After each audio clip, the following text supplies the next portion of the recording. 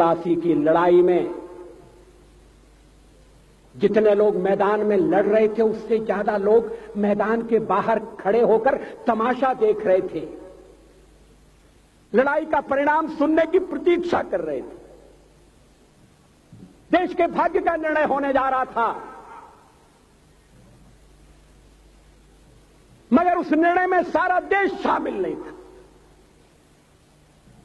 विदेश मंत्री के नाते मैं अफगानिस्तान गया था। आपको सुनकर ताज्जुब होगा, अफगानिस्तान के अपने मेजबानों से मैंने कहा मैं गजनी जाना चाहता हूं, गजनी। पहले वो मेरी बात उनकी समझ में नहीं आई, कहने लगे गजनी तो कोई टूरिस्ट स्पॉट नहीं है, गजनी में कोई 5 स्टार होटल नहीं है, गजनी में आप जाकर क्या करेंगे, गजनी में आप जाकर क्या देखेंगे। मैं उन्हें पूरी बात नहीं बता सकता था। मेरे हृदय में कहीं गजनी कांटे की तरह से चुभ रहा है। जब से मैंने गजनी से आए एक लुटेरे की कथा पढ़ी है और किशोरावस्था में पढ़ी है, मैं देखना चाहता था वो गजनी कैसा है। आपको सुनकर ताज्जुब होगा, महमूद गजनी का अफगानिस्तान के इतिहास में कोई स्थान नहीं है।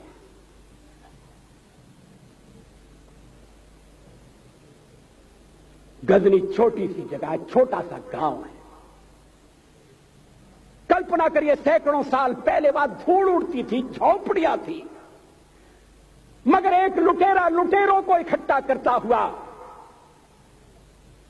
सोने की चिड़िया को लूटने के लिए चला आया। आपस की फूट से जो राजा है वो लड़ेगा, जो क्षत्रिय है वो लड़ेगा। हमने समाज के बहुत बड़े वर्ग को लड़ने के अधिकार से वंचित कर दिया। हमने उन्हें हथियार नहीं उठाने दिए। मार्शल नॉन मार्शल के आधार पर हमने समाज को बांट दिया। वो लुटेरा सोमनाथ के मंदिर तक चला गया, पुजारी देखते रहे। मंदिर की पूजा भक्तों को करना पड़ती है, मंदिर तो एक प्रेरणा का केंद्र है। मैं देशपांडे जी की तरह से नास्तिक नहीं हूं, मगर उनकी नास्तिकता में भी जो आस्तिकता है मैं उसका आदर करता हूं, उसका सम्मान करता हूं। वो जिस आत्मविश्वास से नास्तिक होने की बात कहते हैं, तो मैं उनसे कहना चाहता हूं वो सचमुच में नास्तिक नहीं है। जिसकी आस्तिकता है, जिसका विश्वास है, वो नास्तिक कैसे हो सकता है। विश्वास किसमें है ये बड़ी बात नहीं है, विश्वास है या नहीं। हमने समाज के बहुत से बड़े वर्ग को विश्वासहीन बना दिया।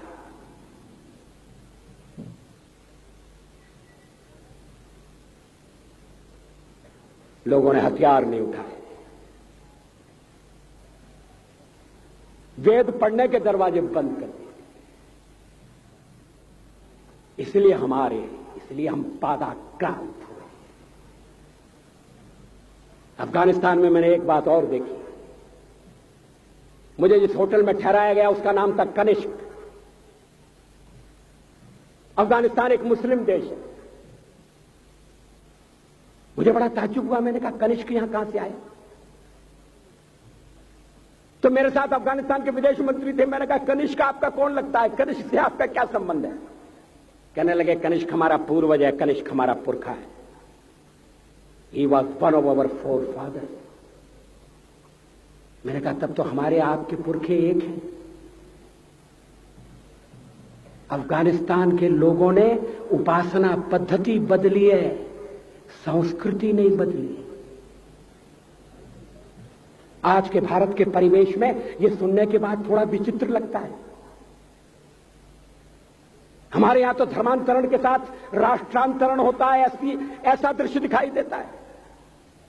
पड़ोसी देशों में ऐसा नहीं हुआ। अभी राम जन्मभूमि का मामला चल रहा है। एक विदेशी आए, कहने लगे राम जन्मभूमि का क्या झगड़ा है। हमने कहा इस पर विवाद हो रहा है कि श्री राम कहां पैदा हुए थे, और जहां पैदा हुए थे वो स्थान उनके मंदिर के लिए प्रयुक्त किया जाए या न किया जाए। वो इंडोनेशिया से आए थे, वो मुसलमान है। कहने लगे हम तो समझते थे कि राम के लिए सारे भारत में आदर होगा, सम्मान होगा। हमने कहा ये आपने कैसे समझा। कहने लगे आप तो इंडोनेशिया आ चुके हैं, इंडोनेशिया में बहुत से लोगों ने इस्लाम स्वीकार कर लिया, मगर श्री राम को विस्मृत नहीं किया, श्री राम को भुलाया नहीं।